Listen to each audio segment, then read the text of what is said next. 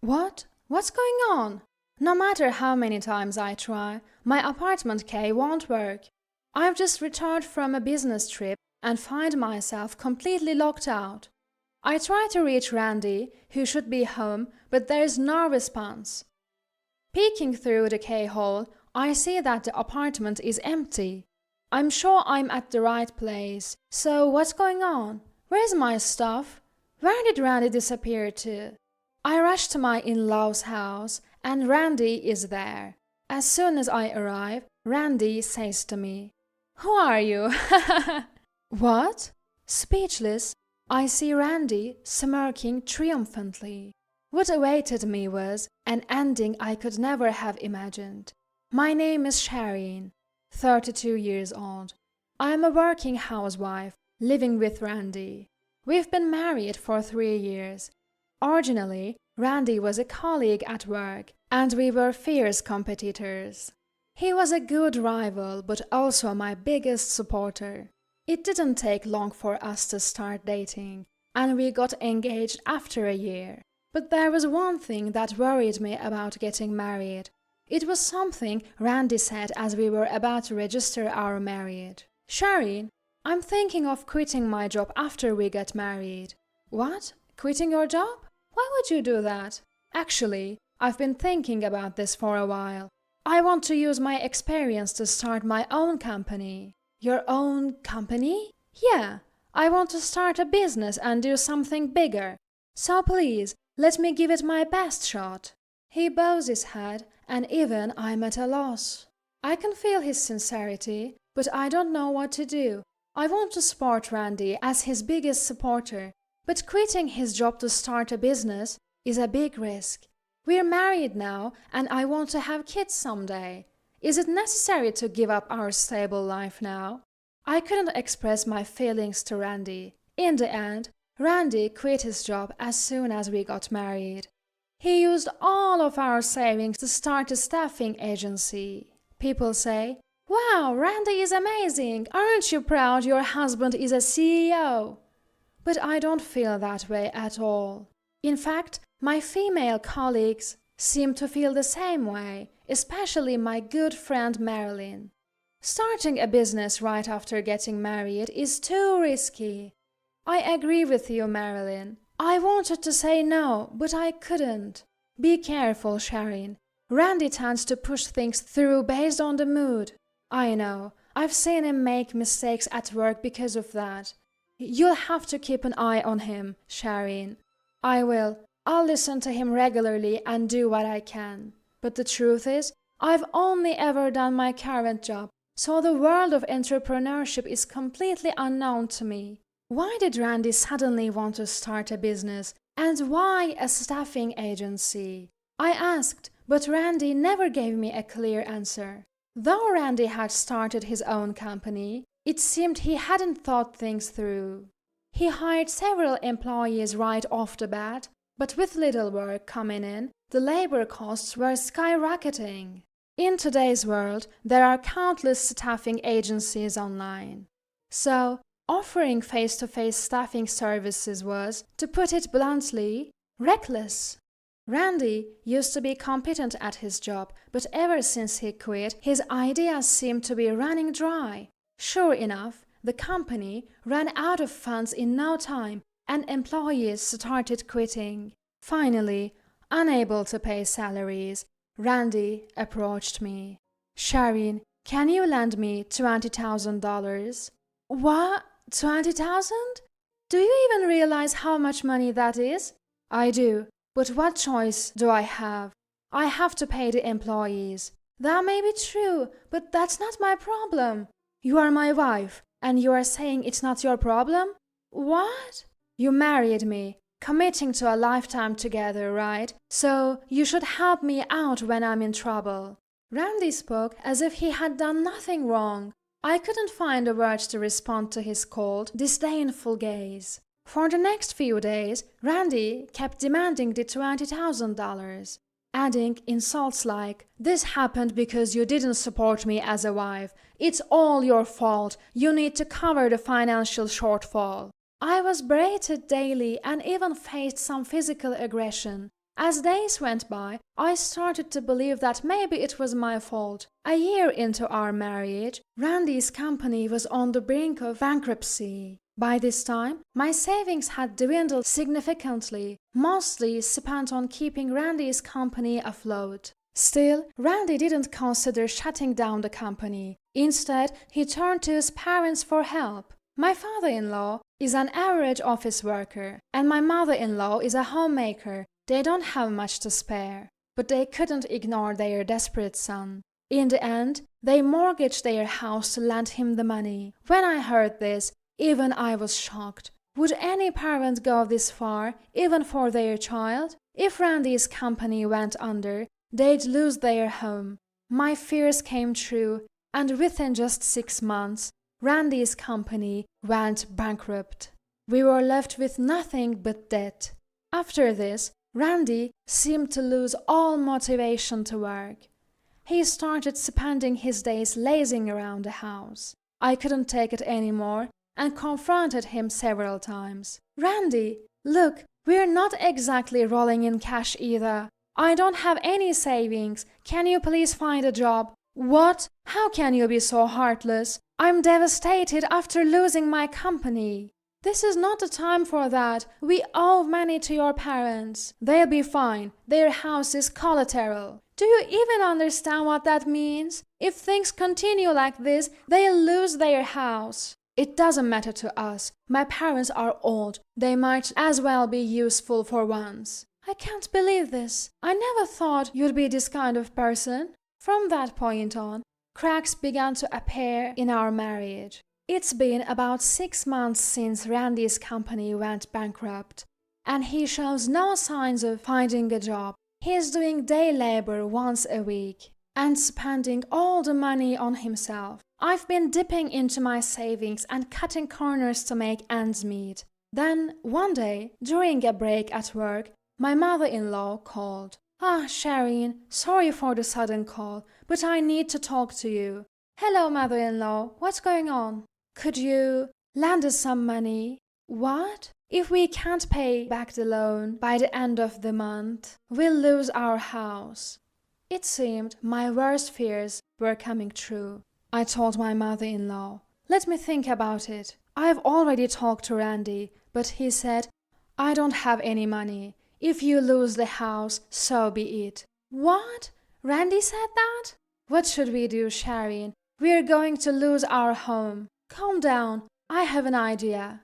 After hanging up, I called my father, who answered immediately. "Hey, Dad, it's Sharon." Long time no talk. How are you?" "I'm fine, but there's a problem." "What happened?" "Randy's company went bankrupt, and now his parents might lose their house." "What? Why?" "Well..." After explaining the situation, my father agreed to help financially. Even though Randy was clearly at fault, my dad said, "He's the man you chose," and didn't blame me. My father is a wealthy real estate investor, and I've never had to worry about money. The rental income alone is a considerable amount of money. So, to be honest, I never had any problems making ends meet until I got married. But when I got a job, I decided to be financially independent and refused any support from him. And Randy ruined all of that.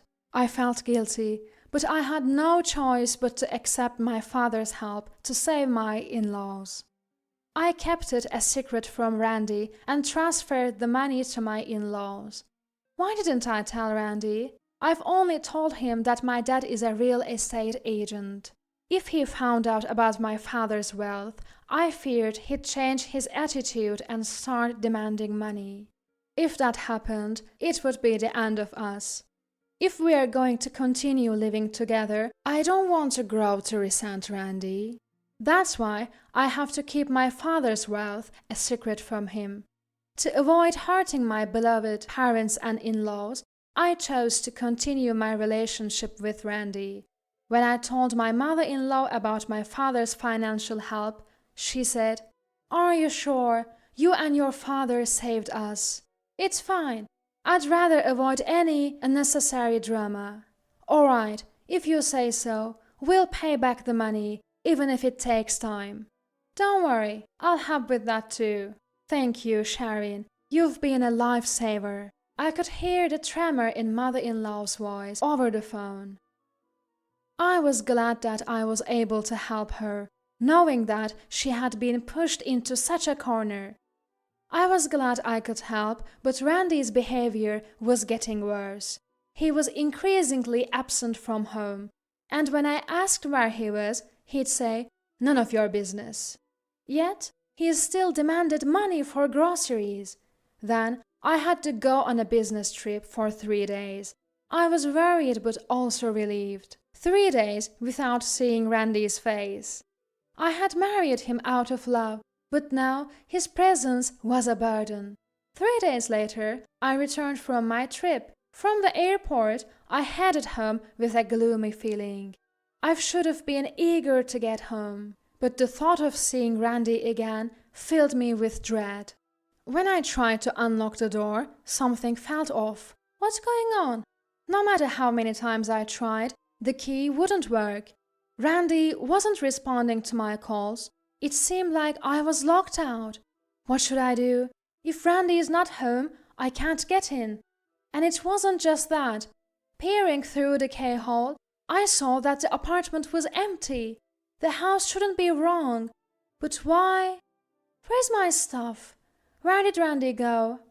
Panicked, I forgot to call the management company and called my parents instead. But they didn't answer.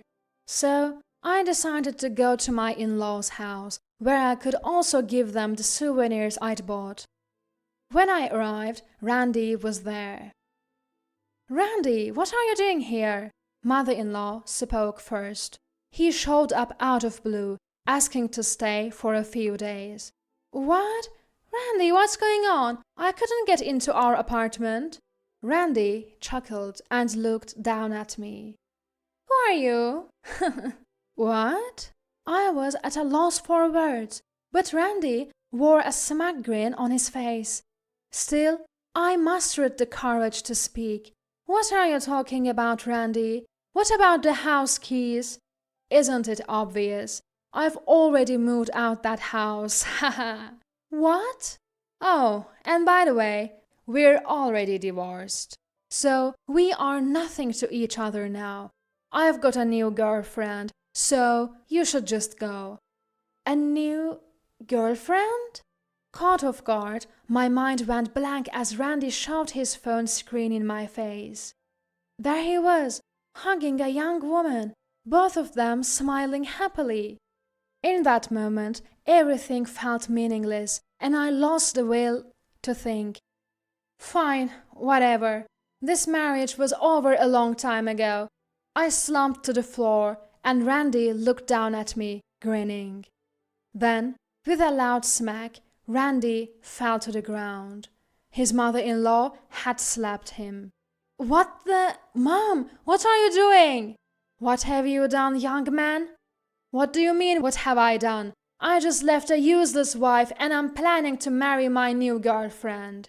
His mother-in-law started to tremble, her face turning red. "Randy, do you really not know?" "Know what?" "That you have this life because of Sharon." "What?" "When your business was failing and this house was about to be foreclosed, Sharon asked her father for a loan." "My father-in-law did what?" Randy was visibly shocked, probably never expecting this. His mother-in-law didn't hold back. "And yet, how much trouble do you need to cause others to be satisfied? Sharon even helped us with repayments." "No way. Sharon did all that for me?" "You betrayed such a wonderful person. If you have time to be infatuated with another woman, why don't you work a little? Aren't you ashamed of burdening your wife and parents at your age?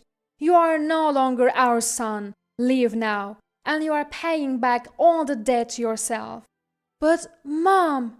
Tears streamed down Randy's face as he began to plead, clearly shaken by his mother's words. As his father grabbed his arm and started dragging him away, Randy turned to me for help. "Shireen, I was wrong. Please help me out here." "Help you out? How?" "Just pay off my debt for now. Then we can start over as a couple, okay?" "You've already filed for divorce, haven't you?" "Well, we can reapply for a marriage license." I shot Randy an icy glare, colder than ever before. Then, as if to clear up my past grudge, I clearly said this. "Don't be ridiculous. Reapply for a marriage license? How selfish can you be? I've been busting my butt to support you, and you betray not just me but your own parents, and you even had an affair." "No, it's not like that. I'll break up with her, so—" "I don't care. Your apologies are worthless now. I was a fool to ever try to help you. Go ahead, remarry your mistress for all I care. But know this, I will never forgive you. May you grovel for the rest of your life, burdened by massive debt." "Shireen, wait, please. His pleas for mercy were cut short as his father-in-law threw him out of the house. We locked the door behind him, banning him from ever coming back. Later, I contacted a lawyer to demand repayment for the money I had lent him. Given that Randy's failed business also left him in debt, the total amount was astronomical. His parents disowned him and removed him from their will. So even if something happens to them, Randy won't inherit a dime. In the end, Randy lost both a place to live and people to rely on. Even his mistress grew tired of him and disappeared. Serves him right. This is the fate of a man who lived only for himself. As for me, I moved back in with my parents after the divorce. They're concerned for me, fresh out of a failed marriage, but to be honest, I have no regrets. I have a job and a loving family who are well and by my side.